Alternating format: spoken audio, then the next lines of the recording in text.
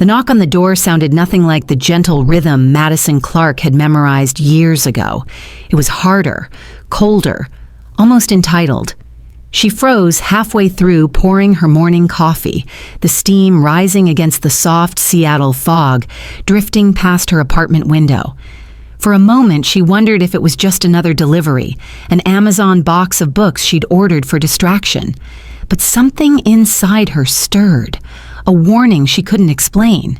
When she opened the door, the world she had built from ashes collapsed all over again. Grant Walker stood there, her husband, the man who had vanished without a trace 3 years earlier, looking almost exactly the same. Taller than most men, jaw sharp as ever, wearing the same brand of pressed button-down shirts he used to take so much pride in. But everything else around him was wrong. The energy, the silence, and the woman standing beside him. A young brunette leaned casually against the railing, wearing an oversized Dior hoodie and clutching a toddler whose wide blue eyes blinked up at Madison. The child couldn't have been more than 3 years. The timeline punched her in the stomach so violently she had to brace the door frame to stay upright. "Madison," Grant said, as if returning from a business trip, "we need to talk." Her mouth went dry. She tried to speak, but nothing came out. Her mind replayed all the days she spent calling hospitals, police stations, even Grant's old co-workers at the aerospace company, begging for any sign he was alive. And here he was, with a family. The brunette smirked. This is her? The wife? Grant shot the woman a warning glare, but didn't deny it. Madison's knees trembled. "You disappeared," she whispered, "for 3 years, without a word." Grant stepped forward like he still belonged there. "I know, but things were complicated. I'm here now, and we need your help." The audacity nearly knocked the air from her lungs. Her help? The child reached out a tiny hand, pointing at Madison. "Mommy Maddie?" The words sliced through her like a blade. Madison stumbled back, shaking her head, unable to process how a stranger's child knew her name. Grant cleared his throat. "Let us in. There's a lot you don't understand." But Madison suddenly did understand, just enough to feel her soul twist. This wasn't a man returning home. This was a storm rolling in, ready to destroy the last fragile pieces she'd rebuilt. And the worst part, the look in Grant's eyes told her this disaster was only beginning. She didn't know yet, but the next hours would unravel secrets she never imagined and awaken a rage she never thought she was capable of. Bold cliffhanger. "Grant, why does that child know my name?" Madison didn't even remember closing the door. She only realized she had backed away when her shoulder hit the edge of the kitchen counter, the cold marble stinging through her thin sweater. Her heart thudded so loudly she could barely hear the ticking of the old wall clock, one of the few things she'd kept from the life she once shared with Grant. 3 years. 3 years of searching, begging, unraveling, and all of it flooded back with brutal clarity. She remembered the night he disappeared, the untouched dinner, the unanswered texts, the silence so thick she thought she was drowning in it. At first, she believed something terrible had happened. She called emergency rooms, filed reports, even drove through dangerous neighborhoods searching for any sign of him. When the detective finally suggested he might have left willingly, Madison refused to believe it. Grant wasn't perfect, but he wasn't cruel enough to abandon her. Or so she thought. The worst part was how everyone around her slowly pulled away. His parents blamed her, claiming she pushed him too hard. Her own friends stopped checking in after months passed with no updates. She'd faced the world alone, working double shifts at a local Barnes & Noble, then later as a barista, just to keep the mortgage afloat. Every night she slept curled on the left side of the bed, hoping the other half wouldn't stay cold forever. But it did. And so did she. It wasn't until last year, shaking and exhausted, that she finally accepted the truth. Grant wasn't missing. He was gone. And she rebuilt herself from the wreckage, slowly, painfully, quietly. As she steadied her breath, her gaze drifted to the old notebook she kept on the table. Inside were all the places she'd searched. Hospitals, airports, shelters, each name crossed out in fading ink, a memorial to the woman she used to be, a woman who believed in forever. Now, the real forever stood outside her door with a mistress and a child. The humiliation pressed down on her chest, but beneath it, beneath the shock, the pain, the disbelief, something else stirred. Something cold, something sharp. Not hatred, not yet. But the beginning of a boundary she didn't know she could have. She wiped her tears and whispered to herself, "He didn't just leave me, he erased me." And for the first time, Madison wondered if she was ready to rewrite everything. Madison finally forced herself to step back toward the front door. Her fingers trembled as she unlocked it again, but she straightened her spine before pulling it open. She refused to let Grant see her break, not after everything he'd already taken from her. The moment the door opened, the toddler, big blue eyes, curly blonde hair, stared up at her with a familiarity that made her stomach twist. He clutched a small stuffed dinosaur, the kind Grant used to win at fairground arcades. The child blinked, then pointed at her again. "Mommy Maddie," he repeated softly. Madison froze. She didn't know this child, she didn't know this life, and yet, somehow, he knew her name. Brielle shifted uncomfortably, her arms tightening around the boy. "He heard about you," she said quickly. "Grant talks about you sometimes." But her voice wavered. A lie, a sloppy, desperate lie. The boy's tiny face lit up when he saw Madison's necklace, a silver crescent moon she'd worn for years. He reached toward it instinctively like it was something he recognized. Madison stepped back, heart pounding so hard she felt it in her throat. "How does he know my name?" she asked again, this time slower, firmer, sharper. Grant exhaled, rubbing his forehead as if she were the one being unreasonable. "Because we stayed in your old Airbnb years ago," he muttered. "You probably don't remember. You were working nights. You helped watch him for a bit." But Madison remembered everything. Every guest, every check-in, every face she met while trying to pay bills Grant left behind. And she would have remembered a child calling her Mommy Maddie. Her pulse quickened. "I never watched a toddler. Not once. And you know that." Brielle swallowed, eyes darting away as if searching for an escape route. The boy tugged gently at her sweater. "Go inside?" he whispered. Madison's throat tightened. The child wasn't guilty. He didn't ask for this chaos. He didn't choose the lies wrapped around his small life. But he was part of a story that wasn't hers, part of a betrayal she was only beginning to understand. Grant stepped forward again, trying to take command of the moment. "Look, Maddie, this is already hard enough. Don't make it harder. We just need a place to stay for a few days while things settle." Madison stared at him, really stared, at the man who had abandoned her, at the woman who stood in her place, at the child who knew her name without reason. Something wasn't adding up. Something was very, very wrong. Bold mini cliffhanger. "Grant, what aren't you telling me?" Grant's jaw tightened the moment Madison asked the question. He looked away, staring down the hallway as if hoping the truth might magically rearrange itself into something less damning. Brielle shifted uneasily, hugging the toddler closer, her knuckles white against his tiny back. Madison stepped outside, closing the door behind her so the neighbors wouldn't hear what she already sensed would be an ugly conversation. The cool Denver air hit her skin like ice, but the cold inside her chest was far worse. "Start talking," she said quietly. Grant exhaled, long and dramatic, as though he were the victim. "It wasn't supposed to happen like this, Maddie. Things were bad between us, you know they were. Your mom was sick. You were gone all the time." "So I deserve to be abandoned?" Her voice cracked like glass.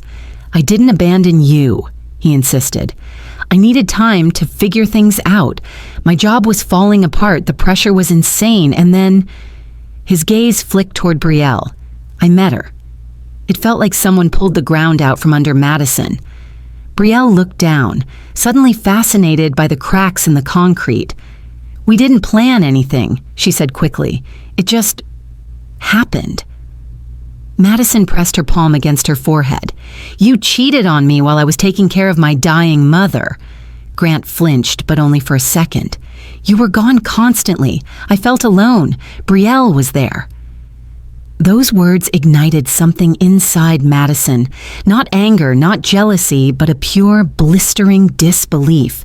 This was the man she had waited for, cried for, searched for.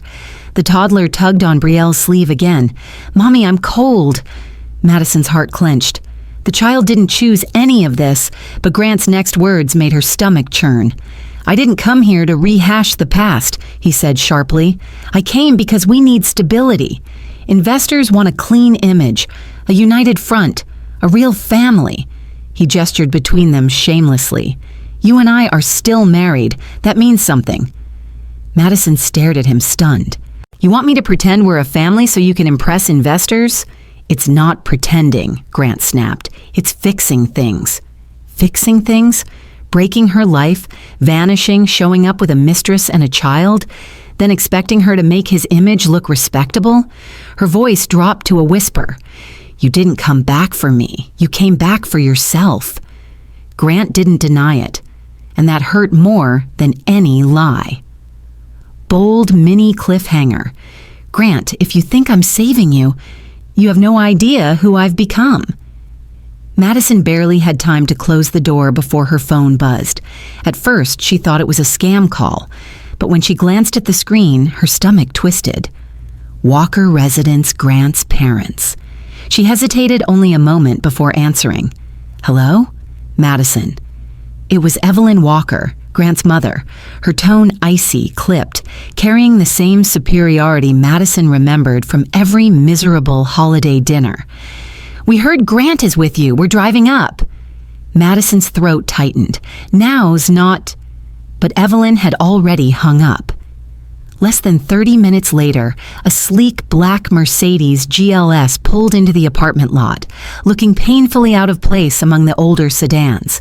Madison's pulse hammered as Grant's parents stepped out, dressed like they'd walked straight off a charity gala red carpet. His father, Douglas Walker, adjusted his Cartier watch as if the neighborhood offended him. Evelyn didn't bother with greetings.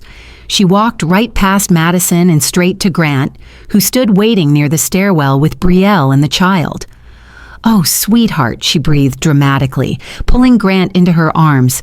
"We've been so worried, and look at this little angel." She tickled the toddler's chin, then turned to Brielle.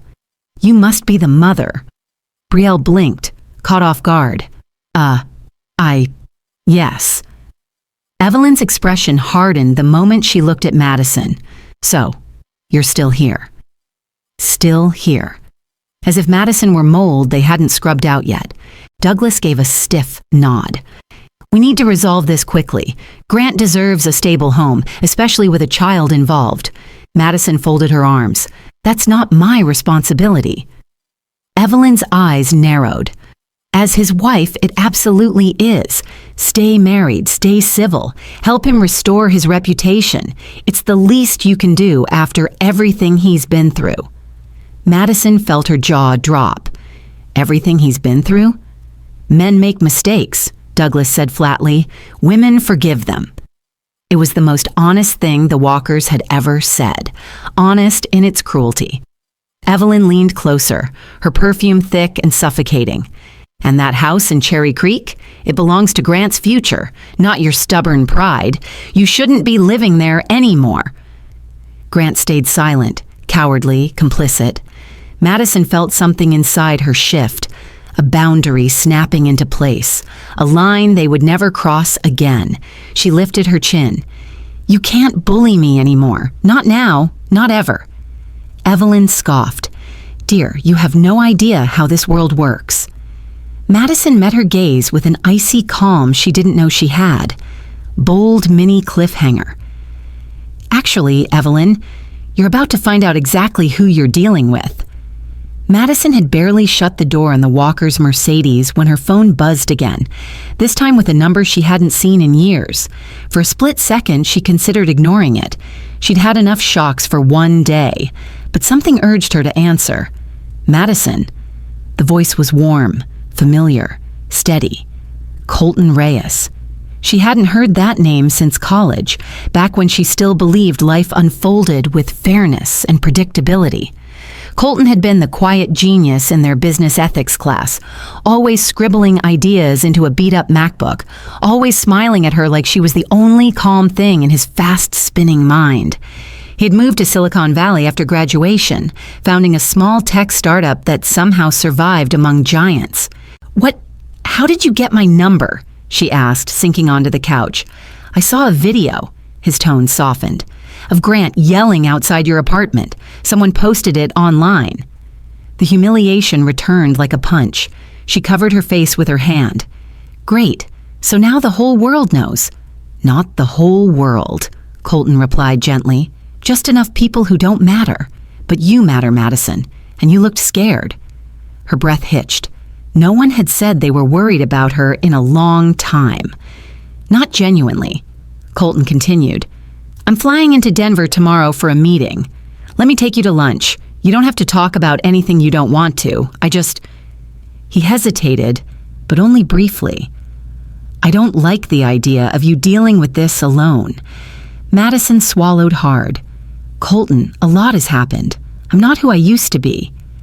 I know, he said softly, but the woman I knew never deserved what's happening to her now. Her chest tightened. She had forgotten what kindness felt like.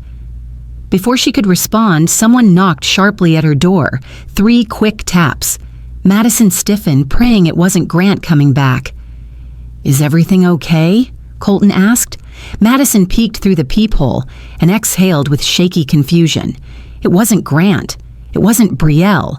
It wasn't the Walkers. It was a courier holding a thick envelope with her name printed in bold letters. A legal envelope. Colton, something's happening. I have to go. She hung up, opened the door, and took the envelope with trembling hands. Inside was a single sheet of paper. From Grant. A petition demanding partial control of her assets, citing marital rights. Her blood ran cold. Bold mini cliffhanger. He's not just back. He's coming for everything. Madison stared at the petition in her hands, her pulse thundering in her ears. Partial control of her assets? What assets? She barely had enough savings to cover rent and groceries. But the wording was clear. Grant was targeting the one thing she still had left. The house in Cherry Creek that she had been killing herself to pay off a loan for 3 years. The door to the stairwell swung open. Grant stepped in, as if summoned by her growing panic. His expression was stiff, calculated, almost businesslike. So, he said, nodding toward the envelope, you got it. Madison felt her fingers curl around the paper. You're trying to take my house. Grant shrugged, completely unfazed. Our house, legally, and I need it more than you do. Investors expect stability, a home, a family image. You mean you want a pretty backdrop? Madison snapped. Something to make you look respectable. Grant's face hardened. Call it whatever you want. I'm doing what I need to survive. And you, he pointed sharply at her chest, owe me. She almost laughed. I owe you. You disappeared. You left me with every bill, every debt, every nightmare. I owe you nothing. Grant stepped closer, voice low and venomous. You think anyone cares about your little victim story? Without me, you're nothing. You're still that girl working 2 jobs, begging for shifts. I made you relevant. The cruelty of his words struck her like a slap. And now, he continued, straightening his collar, I need you to cooperate.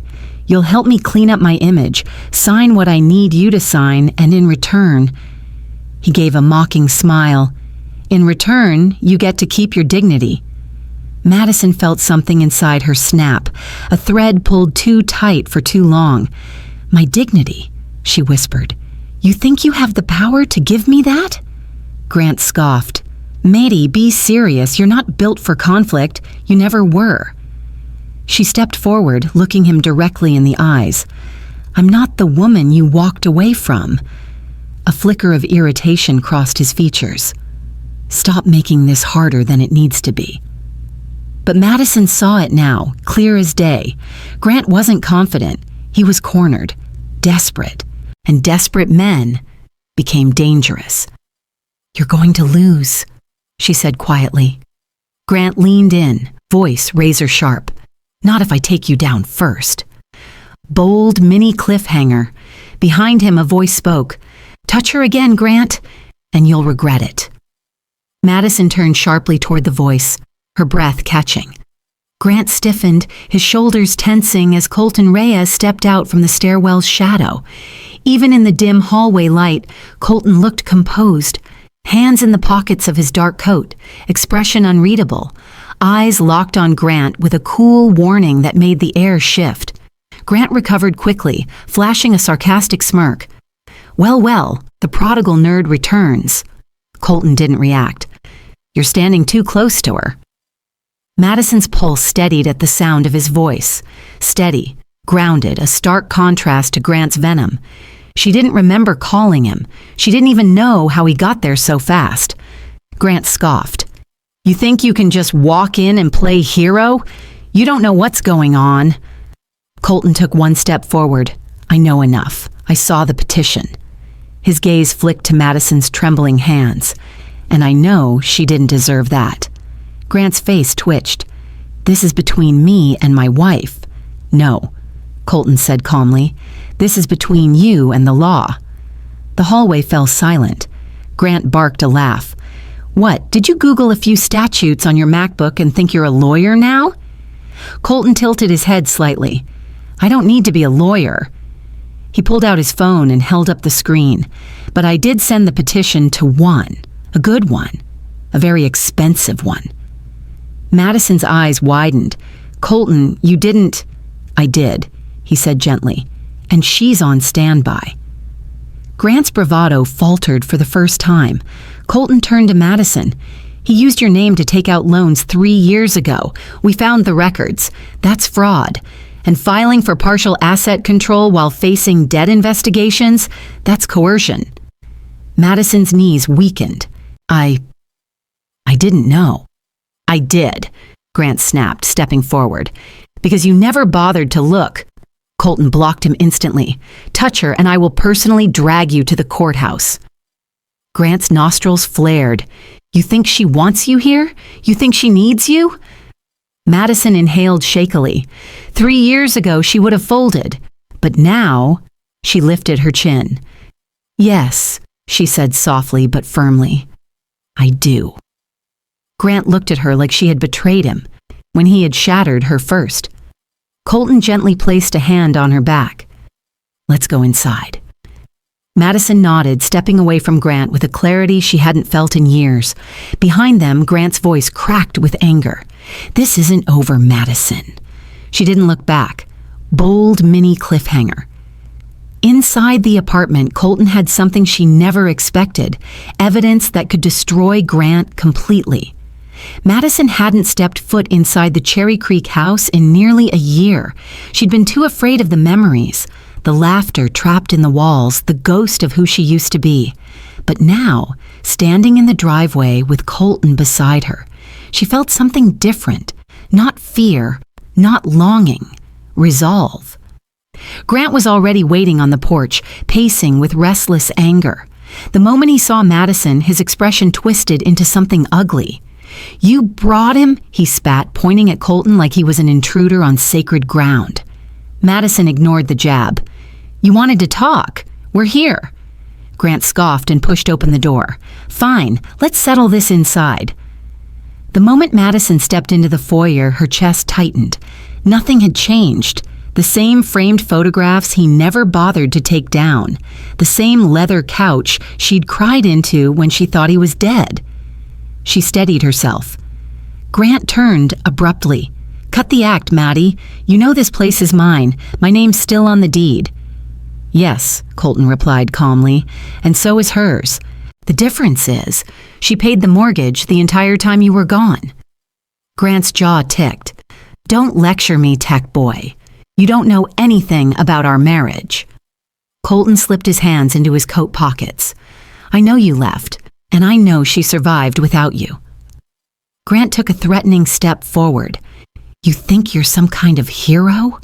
Let me guess. You've been waiting your whole life for her to be vulnerable. Madison flinched. Stop twisting things. This isn't about him. This is about you trying to take what you don't deserve. Grant laughed, an unhinged, hollow sound. I deserve this house more than you ever did. You were always ungrateful, always weak.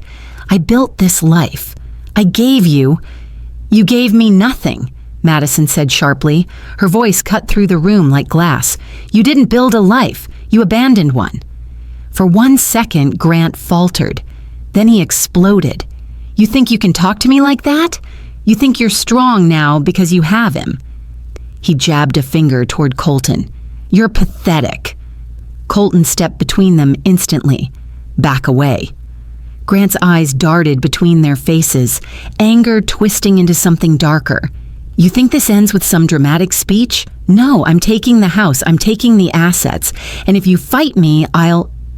He stopped, because from the hallway came a small voice. Mommy Maddie? The toddler stood holding a framed photo, one of Madison and Grant on their wedding day. Brielle rushed in behind him, eyes red. Grant, she whispered, tell her the truth. Tell her why the boy knows her name. Madison froze. Bold mini cliffhanger. Brielle's voice trembled. Tell her, or I will. For a moment, time froze. Brielle's trembling words hung in the air as if the house itself was holding its breath. Grant's face drained of color.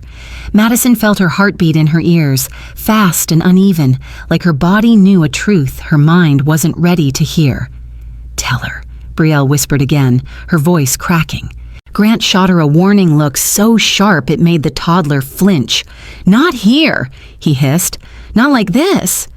Madison steadied herself against the wall. Tell me what? Brielle swallowed hard. He used to show our son your videos, your pictures.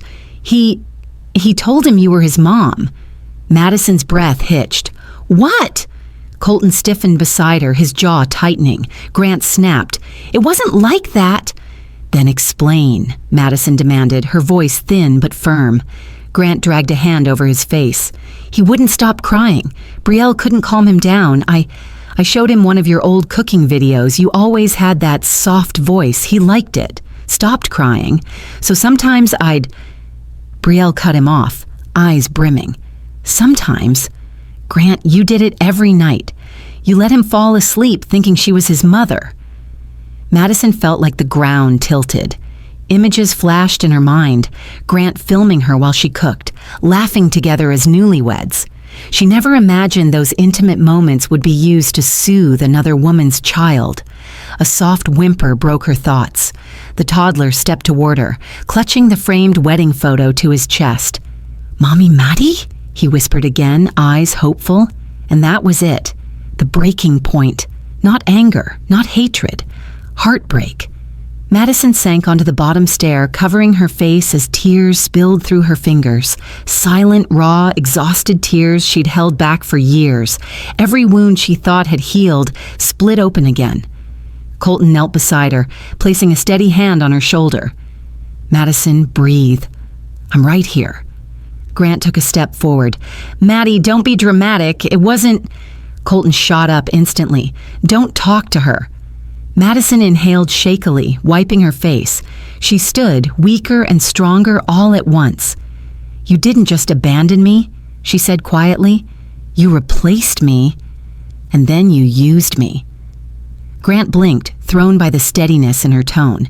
She met his gaze with newfound clarity, a line drawn, unbreakable. I'm done letting you break me. Bold mini cliffhanger. At that moment, Madison's phone buzzed, with a message that would change everything. Madison's phone vibrated in her hand, breaking the thick silence. She glanced at the screen, an unknown number from Denver Family Court. For a moment, she couldn't breathe.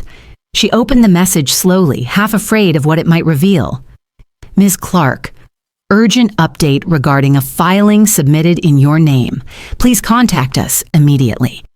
Her heart dropped. Grant! What did you do? Grant's eyes flickered. Too fast. Too guilty. Nothing you need to worry about. Colton stepped closer to Madison, reading the tension in her posture. Let me see it. She handed him the phone. His expression darkened instantly. Madison, he filed for temporary joint property control behind your back. Madison's chest tightened. But he already sent the petition. This is different, Colton said. This one claims you're mentally unstable after his disappearance. He's trying to take everything fast. Brielle gasped, clutching the toddler harder. Grant, you told me you wouldn't. Shut up, Brielle, Grant snapped. Madison felt a cold wave wash over her. Unstable? You left me alone for years, and now you're using that against me? Grant lifted his chin. I needed leverage. You weren't cooperating. Colton stepped forward, voice low and deadly. You falsified statements about her mental state? That's perjury, Grant. Grant's nostrils flared. No one will question it. She cried every day when I left. It won't be hard to make it look real. Madison steadied herself, spine straightening. You are unbelievable. Then Brielle broke. Madison, she whispered shakily. There's more. He didn't just leave you. He didn't just cheat. She hesitated, eyes filling. Grant forced me to lie to investors. He made me pretend our son was his. He needed a family image for funding. Grant whirled toward her. Are you insane? But Brielle was done being silent. He manipulated both of us, she cried, and now he's trying to steal from you because he's drowning. The toddler, confused by the shouting, began to cry. Madison instinctively knelt, offering the boy a gentle look, and he reached for her. Grant exploded. Stop touching him, he's not yours. Madison lifted her gaze slowly, calm, steady, deadly quiet. No, she said, he never was. Grant stared at her like she had stolen something precious. But Madison finally saw it. He wasn't angry because she rejected him. He was angry because he no longer controlled her. Bold mini cliffhanger. And that was when Colton's phone buzzed, with evidence that would break this entire nightmare wide open. Colton's phone buzzed loudly, slicing through the tension like a blade. He glanced at the screen and his entire expression shifted. His brows tightened, his jaw clenched. A flash of triumph mixed with disbelief lighting his eyes. Madison, he said slowly, you need to see this. Grant scoffed. What now? Another inspirational quote from your overpriced lawyer? But when Colton held up the phone, even Brielle gasped. On the screen was a forwarded email thread, long, detailed, damning. Attached to it, loan applications, digital signatures, and financial documents Grant had forged using Madison's information. Grant lunged forward. Give me that! Colton stepped back effortlessly. Don't touch me. Madison's stomach twisted. These are in my name, but I never signed this. No, Colton said, voice steady, but he did.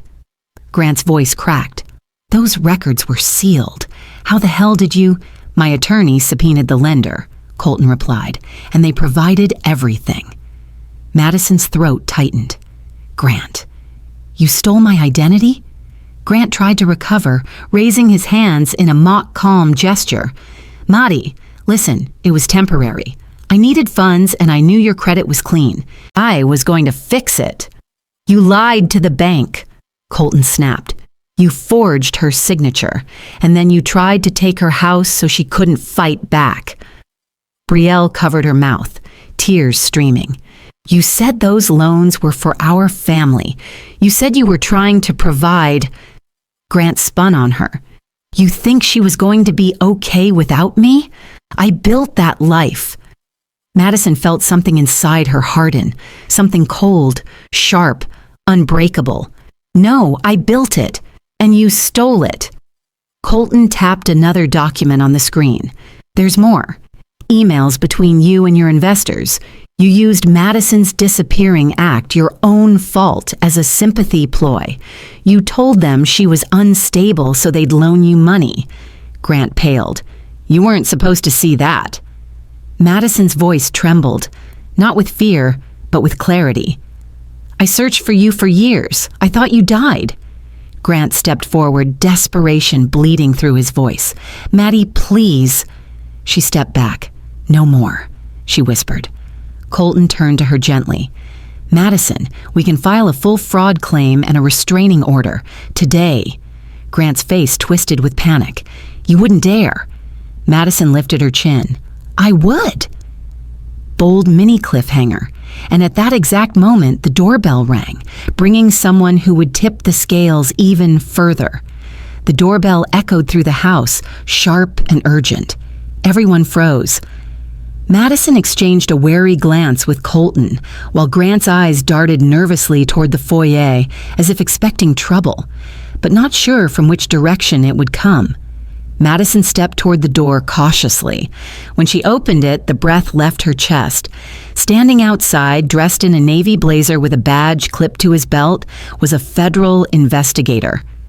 Ms. Clark? He asked. Yes, that's me. I'm Agent Lawson with the Financial Crimes Division. We need to speak with you regarding multiple fraud reports filed under your name. Grant's face drained of every last drop of color. Colton stepped forward immediately. Agent Lawson, those filings were forged. We have proof that Grant Walker used Madison Clark's identity for fraudulent loans. Agent Lawson lifted a brow. Is that so? Madison handed him Colton's phone with shaking hands. The agent scrolled through the files slowly, methodically, his expression tightening with every document. He looked up. This is substantial. Grant finally snapped out of his shock. Hold on, you can't be here without a warrant. Agent Lawson didn't even blink. I'm here for questioning. The warrant is being processed now. It's only a matter of time. Brielle sank onto the arm of the sofa, trembling. Grant, you told me everything was legitimate. Grant shot her a venomous glare. You just had to open your mouth, didn't you? That was the final crack. The toddler burst into tears, clinging to Madison's leg like she was the only safe thing in the room. And despite everything, she knelt down gently, pulling him close. Hey, sweetheart, it's okay, she whispered. Seeing that image, Madison comforting a child that wasn't hers, seemed to push Agent Lawson over the edge. He turned sharply to Grant. Mr. Walker, step to the side. We have questions about your finances, your filings, and your whereabouts over the last 3 years. Grant tried to bolt. Colton moved first, blocking the exit. Don't even think about it, he said coldly. Grant backed away, cornered, panic twisting his face into something feral. You're all turning against me, he hissed. I made this family. I made that house. Madison rose slowly, her voice calm and devastatingly steady. You made your choices. Now you're living the consequences. For the first time, Grant saw it. He couldn't control her anymore, and that terrified him more than any agent with a badge. Bold mini cliffhanger. Mr. Walker, Agent Lawson said, we're not done, not by a long shot. The Cherry Creek house felt heavier after Agent Lawson left, as if the walls themselves were absorbing the chaos Grant brought with him. Madison stood near the living room window, watching the federal car disappear down the street. For the first time in years, she felt something unfamiliar settle in her chest. Control, not victory, not relief, just control. Colton stepped beside her, voice soft. You did well today. Madison let out a shaking breath. I didn't feel strong. That's the thing about strength, he said. You rarely feel it when you're using it. Everyone else does. She looked up at him, surprised at how steady he made her feel. Then reality washed back in. What happens now? Now, Colton said gently, we get you away from all of this. You can't heal in the same place you were broken. His words didn't feel like advice. They felt like a lifeline. Over the next week, Madison began packing what she wanted to keep from the house. Not because Grant deserved it, but because she finally understood that she deserved better than the memories trapped there. Colton helped her sort through boxes, silently respecting the space between them, yet always there when she faltered. One evening, as they loaded the last box into his car, Madison paused at the threshold. The house that once held her entire future now felt like the ruins of a life she'd outgrown. She whispered goodbye. Not to the building, but to the woman she had been there. Her next chapter began in San Francisco, where Colton offered her a position at his startup. Client operations, project strategy, things Madison never imagined she could excel at. But she did, quickly, brilliantly. Her confidence rebuilt itself brick by brick.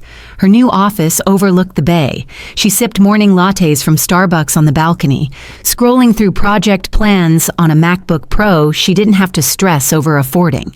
For the first time, she understood what stability felt like, what security felt like. And healing came in moments. Late-night brainstorming sessions with Colton, quiet walks to the Ferry Building on weekends, laughing again without feeling guilty. One afternoon, her manager pulled her aside. "Madison, you're exceptional. We want you to lead the New York expansion pitch." New York, Manhattan. A dream she never dared to consider. Her heart raced, not from fear, but possibility. She texted Colton immediately. "They want me to present in New York," he responded in seconds. "I'll be right there with you." She didn't see Grant's shadow anymore, only her own light, bold mini cliffhanger. But in Manhattan, someone from her past would be waiting. Manhattan felt like another world, sharp, bright, expensive, pulsing with the kind of confidence Madison once thought belonged only to other people. As she stepped out of the black SUV in front of her midtown hotel, she stared up at the skyline shimmering above her like a promise she was finally allowed to believe in. Colton walked beside her, adjusting the strap of his laptop bag. "How does it feel?" Madison exhaled. "Like I'm stepping into someone else's life." He smiled softly. "Then maybe it's finally the one you deserve." Over the next 2 days, they worked on the pitch in a quiet conference suite, the windows overlooking Fifth Avenue. Madison moved between spreadsheets, client profiles, and storyboard drafts with a focus she'd never known she had, and Colton watched her, proud, impressed, never intrusive. If he admired her, it was always in silence, always with respect. That night, after a long rehearsal, they walked to the River Cafe in Brooklyn for dinner. The city glowed behind them, lights reflecting on the water. Madison felt lighter, almost floating, as if she'd slipped into a version of herself that had been waiting years to be born. Over dessert, Colton cleared his throat. "I need to tell you something." Madison tensed slightly. "What is it?" He hesitated, then looked directly into her eyes. "I didn't come to New York just for the pitch. I came because I didn't want you to face this alone." Her breath caught. "Colton, you don't have to say anything," he said quickly, eyes warm and steady. "I just want you to know I care about you, a lot more than I probably should. And if you ever want something more, I'll be here, but I won't rush you. I won't push." For a moment, Madison couldn't speak. She'd forgotten what safety felt like, what gentleness sounded like. Before she could answer, a familiar cold voice sliced through the air. "Well, isn't this cozy?" Madison turned, heart sinking. Grant stood a few feet away, wearing a forced smile that didn't reach his eyes. He looked thinner, more desperate, like a man barely holding himself together. What was he even doing in New York? Colton rose instantly, stepping protectively in front of her. "Grant, this isn't your business." Grant's smile twisted. "Oh, but it is. Everything about her is my business. And tomorrow's pitch, that's about to become my business too." Madison felt the air tighten. Bold mini cliffhanger. Grant leaned in, voice dripping with threat. "You have no idea what's coming." Grant stood there as if summoned from the darkest corner of Madison's past, the city lights behind him creating a silhouette she wished she'd forgotten. His suit was wrinkled, his eyes bloodshot, his old arrogance replaced by something far more unstable, dangerous. Madison instinctively stepped closer to Colton. Grant noticed, and his jaw tightened. "So this is who you ran to," Grant sneered. "A tech boy with a hero complex?" Madison steadied her breath. "Colton didn't come after me. You left. I built my life back. That's the difference." Grant laughed sharply, the sound jagged. "You think you're somebody now? Doing little PowerPoints in fancy boardrooms? You're nothing without me." Colton took a step forward. "Walk away, Grant." But Grant ignored him. He moved closer to Madison, eyes wild. "Did you really think you could replace me? After everything I built? After everything I sacrificed?" Madison shook her head slowly. "You didn't sacrifice. You escaped." That hit him hard. He shifted, pulling something from his coat pocket, a folder creased from being handled too many times. He tossed it onto the table between them, papers spilling out. Madison recognized the logo instantly, the Manhattan firm they were pitching to tomorrow. Her stomach twisted. "Grant, what did you do?" Grant's smile was thin, unhinged. "I paid them a visit, shared a few truths." He tapped the papers. "Like how you're unstable, how you forge signatures, how you tried to take my son." Madison choked on a breath. "None of that is true." "Doesn't matter," Grant snapped. "Perception is reality, and I made sure they'd think twice before trusting you." Colton's eyes darkened with a calm fury Madison had never seen. "Grant, if you sabotaged this deal—" "I did more than sabotage it," Grant hissed. "I made sure she'd never work in this industry again." Madison's heart pounded, fear and fury mixing in her veins. She had fought too hard, risen too far, rebuilt too much for him to destroy it now. "You can't do this," she whispered. "Oh, sweetheart," Grant said coldly, stepping closer, breath smelling of bourbon. "I already did." Colton grabbed Madison's hand. "We're leaving." Grant blocked their path. "You're not going anywhere until I'm done." Madison lifted her chin, trembling but unbroken. "You were done the day you left." Bold mini cliffhanger. Grant smiled darkly. "Then prepare yourself, Maddie. Tomorrow won't go the way you think." Morning came far too quickly. Madison barely slept, replaying Grant's threats again and again. But when she stepped into the glass conference room on the 42nd floor overlooking Manhattan, something shifted inside her. The skyline wasn't judging her. It was daring her, challenging her to rise. Colton placed a reassuring hand on the small of her back. "You're not alone." She nodded, grateful, then took her place at the head of the table. The executives entered, polished, composed, unreadable. And among them, Madison saw it, hesitation. Grant's poison had reached them. One of the directors cleared his throat. "Ms. Clark, before we begin, we were contacted yesterday. A man made several allegations." Madison stood straighter. "Grant Walker, yes, I know."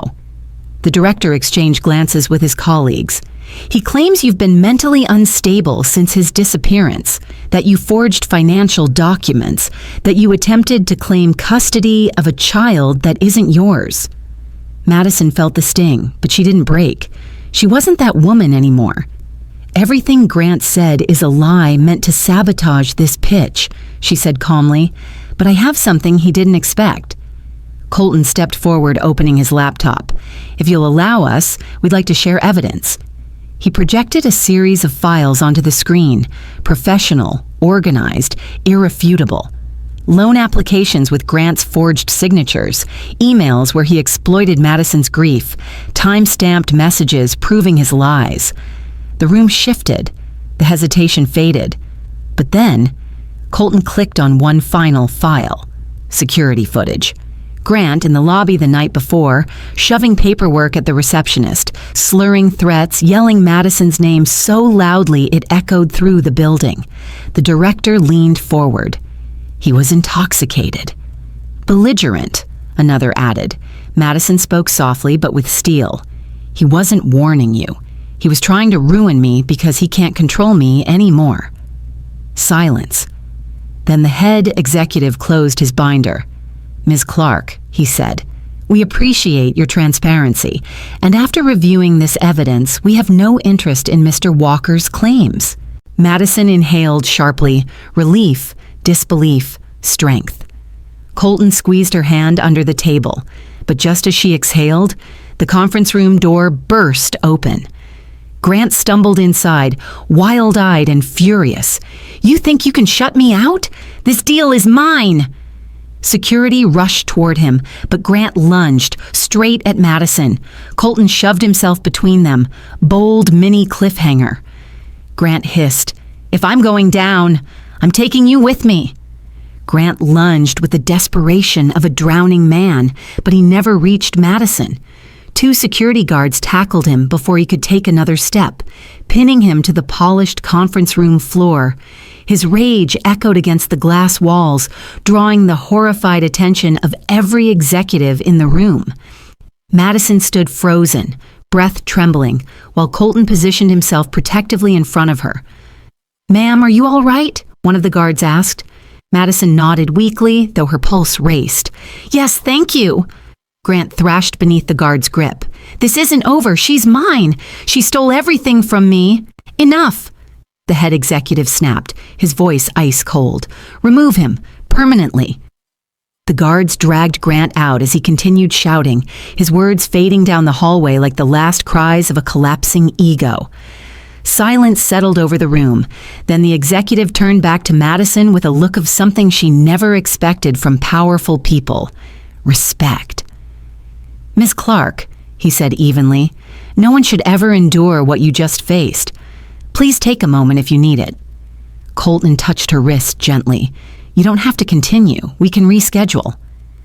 But Madison inhaled, a deep, steadying breath, and shook her head. No, I'm finishing this. She stepped to the front of the room again, hands slightly trembling but voice clear as glass, and she delivered the pitch. Every slide, every strategic point, every projection with the kind of fire that could only be forged in pain. By the end, the executives were silent. Then the director closed his folder and smiled. Ms. Clark, welcome to our New York expansion. Madison's knees nearly buckled. Colton caught her by the elbow, whispering, You did it. For the first time in years, she felt unstoppable. Later that afternoon, they met with legal counsel.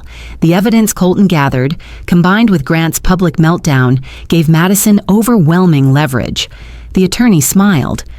With what he's done, you can file for full divorce on grounds of abandonment, financial compensation, full protection order, criminal charges for fraud and identity theft.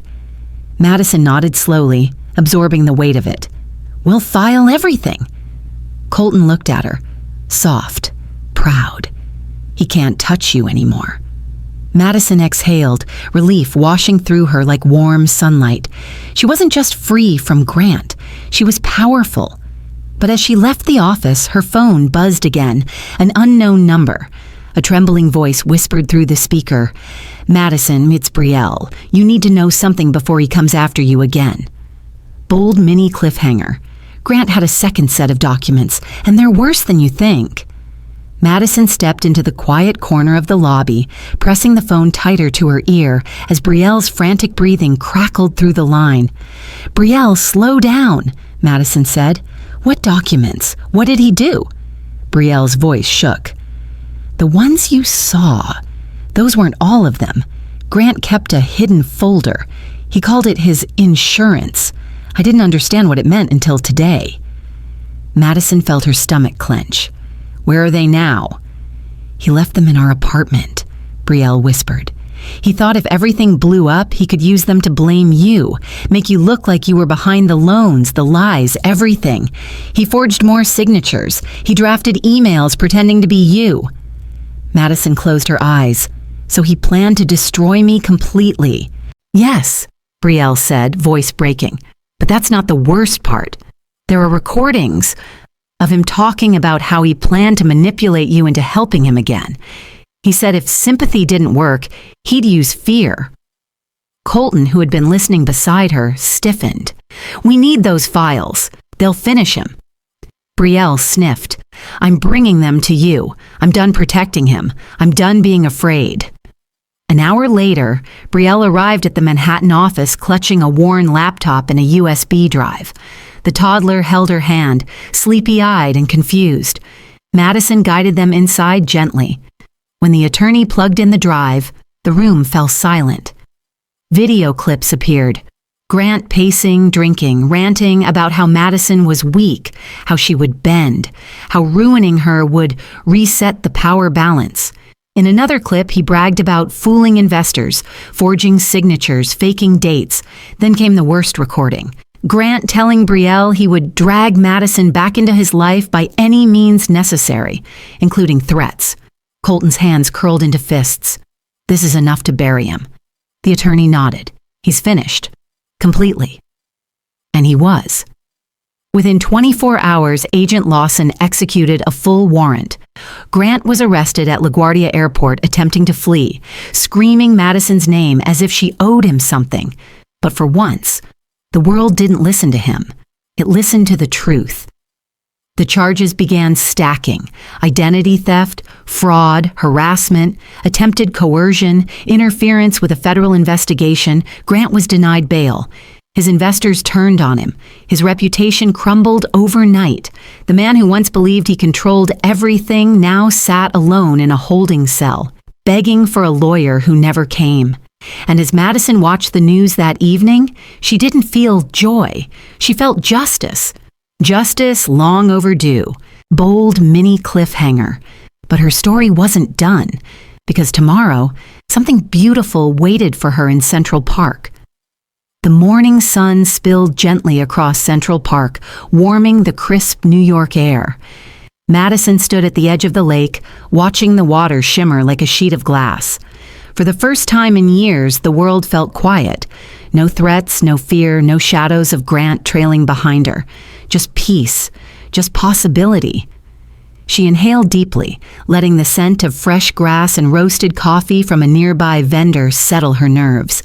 Today felt different, like the beginning of something she had earned through every tear, every fight, every moment she refused to break. Footsteps approached behind her. "Beautiful morning," Colton said softly. She turned to find him holding 2 Starbucks lattes, offering one with that familiar, gentle smile. She took it, their fingers brushing briefly, warm, steady, grounding.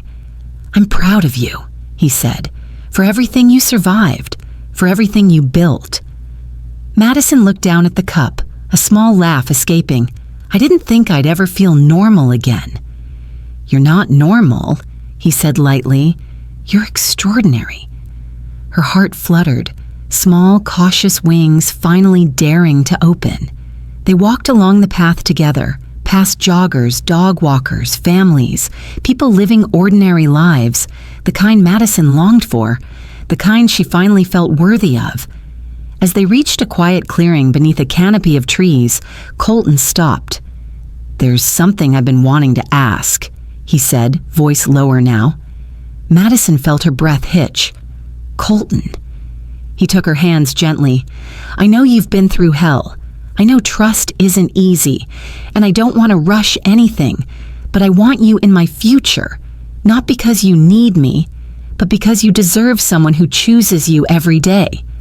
Her eyes stung with unexpected tears. He continued, "So if you're ready, even just a little, I'd like to build something real with you, something honest, something safe."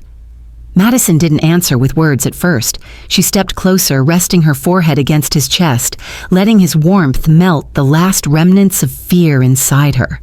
Then she whispered, "Yes, I'm ready."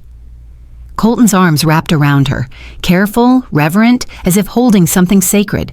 For the first time since her world shattered, Madison felt whole. As they pulled apart, sunlight broke through the trees, washing them in gold, a new life, a new beginning, a love built not from desperation, but from choice, hers. Far away in a cell he created for himself, Grant faced the consequences he tried to escape. But here, in the heart of New York, Madison finally stepped into the life she deserved. Bold mini cliffhanger, Ket Thu Kam Suk, Mora Tuong Lai Jep. And as Colton laced his fingers with hers, Madison realized she had not just survived, she had won. So that's it, my dear friends. Our story has come to an end. And if you're still here, listening until this very moment, it means something inside this journey touched your heart in a way that maybe even you didn't expect. Maybe you saw a part of yourself in Madison, her pain, her courage, her quiet strength. Or maybe you simply needed a reminder that healing is possible, even after the worst storms. You know, the Stoics had a beautiful saying, "The obstacle is the way." And Madison's story is exactly that. She didn't heal because life became easier. She healed because she refused to let cruelty define her future. Marcus Aurelius once wrote, "You have power over your mind, not outside events." And today, Madison reclaimed that power. And maybe you can too. So if this story moved you, inspired you, or even helped you breathe a little easier tonight, don't leave quietly. Like this video, share it with someone who needs strength today, and subscribe to our channel so you won't miss the next journey we walk through together. You're not alone here.